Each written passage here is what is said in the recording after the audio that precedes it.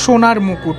এই মূর্তিটি এমনভাবেই এখানে করা হয়েছে, পার্বতী দাস বাউলকে ইন্ডিকেট করা হয়েছে। বাংলার একটা লোক সংস্কৃতি হচ্ছে বাউল, সে সাবেকি রূপ ধরা পড়ছে। দুর্গাপুজোয় আমরা তো থিমের প্যান্ডেল দেখে থাকি, আজকে আপনাদেরকে দেখাবো সরস্বতী পুজোয় কিভাবে একটা বাড়ির পুজোতে থিম করে কিভাবে এক্সিকিউট করা হয়েছে সেই ব্যাপারটা দেখাবো। আমি এই মুহূর্তে রয়েছি বরানগরের একটি বাড়ির সামনে রয়েছি।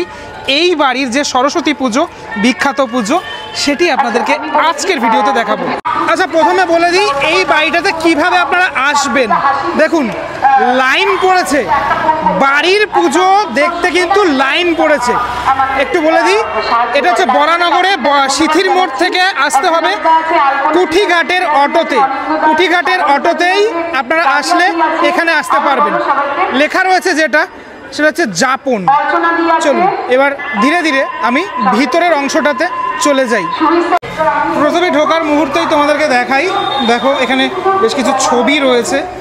আমি ধীরে ধীরে ঢুকবো এবং এখানে যে লেখাটি রয়েছে সেটা একটু দেখাতে চাইবো। যে ভাবনা, মানে যাপনের যে ভাবনা, সেটা এখানে টোটাল বিষয়টা লেখা রয়েছে। এবং ওপরে এই জায়গাটাতে দেখো লেখা রয়েছে যেটা, সেটা হচ্ছে অগ্রদূত সংঘের যেহেতু পুজো, তা ওদের ওয়েবসাইটের নাম অগ্রদূত.com। এখানে একটা এরকম 3D মতো করা হয়েছে অগ্রদূত.com। মা সরস্বতীর একটি মূর্তি এরপরে আসবে, তারপর লেখা রয়েছে যাপন। এটা আপনারা পড়তে পারেন, এখানে পুরোপুরি ব্যাপারটা যেটা লেখা রয়েছে, যে বিষয়বস্তুটা, সেটা। ধীরে ধীরে ঢুকবো ভিতরের অংশটাতে। আমি অন্ধকার, আপাতত অন্ধকার পুরো ব্যাপারটা। আমি আমার মোবাইলের ফ্ল্যাশ জ্বালিয়ে আপনাদেরকে দেখানোর চেষ্টা করছি লাইভ যে ব্যাপারটা, সেই ব্যাপারটা এখানে দেখতে পাচ্ছি। এই হচ্ছে একটি আমার সামনে যে মূর্তি দেখতে পাচ্ছি। আচ্ছা, এই যে লাইভ পারফরমেন্স মানে হচ্ছে, এটা আমি একটুখানি জাস্ট তোমাদেরকে বলে রাখি। পার্বতী দাস বাউল, তার একটি মূর্তি এখানে রয়েছে এবং একজন শিল্পী, তিনি তার যে কাজ, সে কাজ করছেন।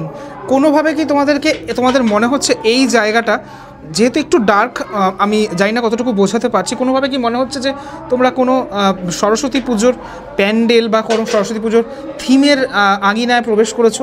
আমার তো মনে হচ্ছে না, কারণ এই পার্বতী দাস বাউলের এই যে মূর্তিটি, এই মূর্তিটি এমনভাবেই এখানে করা হয়েছে, মানে মা সরস্বতীর রূপ খানিকটা তোমরা এখানে ইমাজিন করলে বুঝতে পারবে।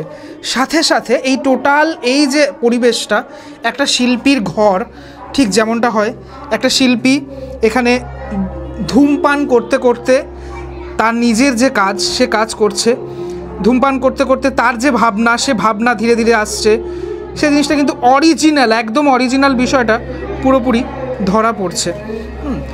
সাথে সাথে এইখানে এই যে টুল রয়েছে, টুলের ওপরে রঙের যে একটা, যেটা বলে রঙের যে জায়গাটা, সেটা রয়েছে। তার কিছু ছবি আঁকা এখানে রয়েছে। একটা হালকা আবহ, সে আবহ চলছে। একটা পুরনো দিনের যে দেওয়াল ঘড়ি, সেই দেওয়াল ঘড়ি দেখতে পাচ্ছি। কবিগুরুর ছবি দেখা যাচ্ছে। আমি একটু ডিটেলে দেখানোর জাস্ট চেষ্টা করছি বিষয়টা। এই মুহূর্তে 8:30 বাজে। হ্যাঁ, এখানে যে ছবিটি এখানে তোমরা দেখতে পাচ্ছ, ঠিক সেই ছবিটি এখানে তৈরি করা হয়েছে। অনবদ্য একটা কাজ, মানে আমি ঢোকার পরে জাস্ট মানে সত্যি অবাক হয়ে গিয়েছি ব্যাপারটা দেখে। এই পোর্শনটা একটু দেখানোর চেষ্টা করি আমি। তার ব্যবহৃত বেশ কিছু জিনিস, মানে শিল্পীর ব্যবহৃত বেশ কিছু জিনিস আমি ফ্ল্যাশ লাইট অন করে জাস্ট দেখানোর চেষ্টা করছি। এখানে একটা মিট কেস, যে মিট কেসের মানে কিছুটা মানে ক্ষয়ে গেছে, কিছুটা ছিঁড়ে গেছে, সেরকমটা একটা চায়ের কাপ। এই ওভারঅল পুরোপুরি একটা ব্যাপার, সেটা শিল্পী ঘামছেন, অরিজিনালি তিনি ঘামছেন এবং কাজ করছেন। শিল্পীর এই ঘর থেকে ধীরে ধীরে আমি প্রবেশ করব যে দেবী মূর্তি পূজিত হবেন, সেই দেবী মূর্তি। এই হচ্ছে সেই দেবী মূর্তি।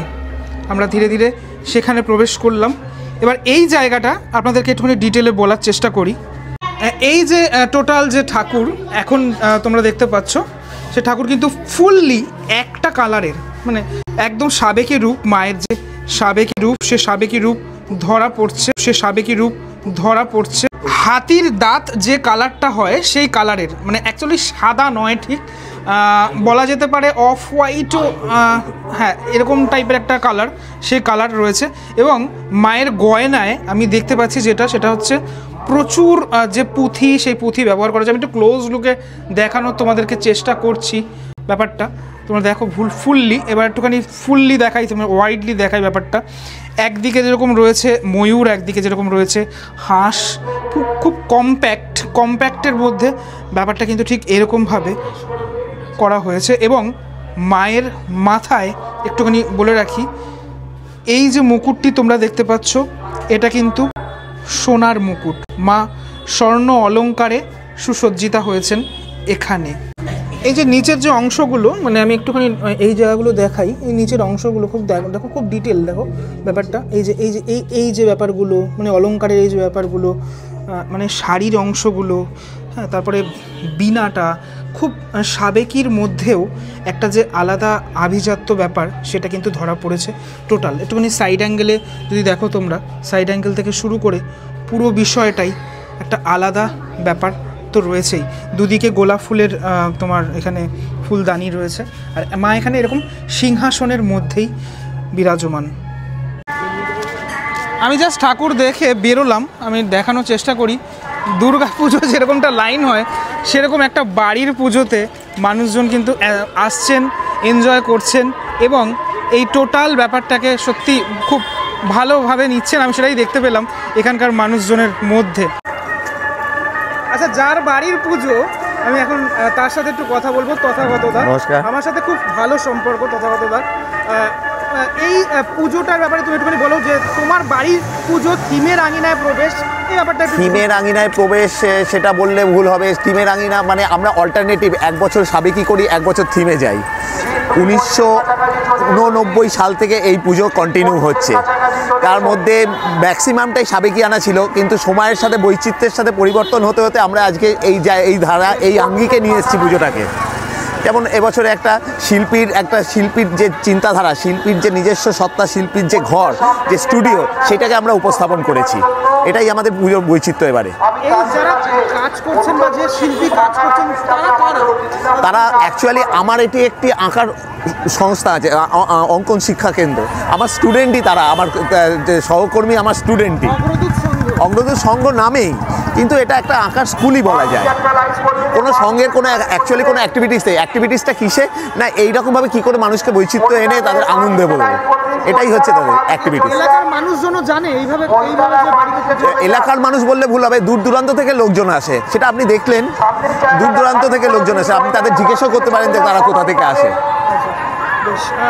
এই এবছরের কাজটা জানলাম, হঠাৎ পার্বতী দাস বাউল কেন? মানে পার্বতী দাস বাউলকে ইন্ডিকেট করা হয়েছে, বাংলার একটা লোক সংস্কৃতি হচ্ছে বাউল। এখন বাউলের যে ফিচার্স রয়েছে বাউল, তার মধ্যে পার্বতী দাস বাউলের নাম 1 নম্বরে আসে। আমরা তাকে ডেডিকেটেড করেছি। এমনকি ওনার আসার কথাও ছিল লস অ্যাঞ্জেলেসে একটা সঙ্গীত অনুষ্ঠানে, উনি আটকে গেছেন, উনি আসতে পারেননি। শিল্পী মানে প্রতিমা শিল্পীর নামটা না উল্লেখ করলেই নয়। প্রতিমা শিল্পীর নাম হচ্ছে অমল পাল। অমল পাল আর বাদল চন্দ্র পাল অ্যান্ড সন্সের ঘর থেকে গাছ। আর ওই পার্বতী দাস বাউলের যে মূর্তিটি তৈরি করেছেন উনি অমল পালই। হ্যাঁ, কতদিন থাকবে? আগামী আরো 3-4 দিন আছে। 3-4 দিন আছে, মানে 3-4 দিন মানুষজন আসে। হ্যাঁ হ্যাঁ হ্যাঁ। একটুখানি পথ নির্দেশে গিয়ে হচ্ছে শ্যামবাজার থেকে সিতির মোড়গামী যে কোনো বাস বা যে কোনো গাড়িতে করে সিতির মোড়ে নেবে। সিতির মোড় থেকে অটো, কুটিঘাটের যে কোনো অটোতে উঠলেই এখানে দেখতে পাওয়া যায়। অটোতে উঠে বললেই হবে যে এরকম বাড়িতে সরস্বতী পুজো হয়, সে পৌঁছে দেবে। অনেক ধন্যবাদ দাদা, নমস্কার।